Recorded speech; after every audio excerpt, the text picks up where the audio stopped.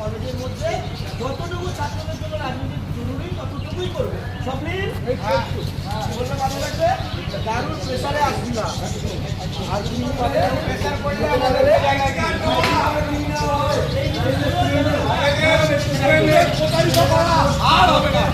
জয় শ্রীরাম হবে, জয় শ্রীরাম তাকে যাতে জানানো হয় 10 বার ভাবে ছেলেদের কি ঢাকা দেবো, কি একটা ঢাকা দেবো।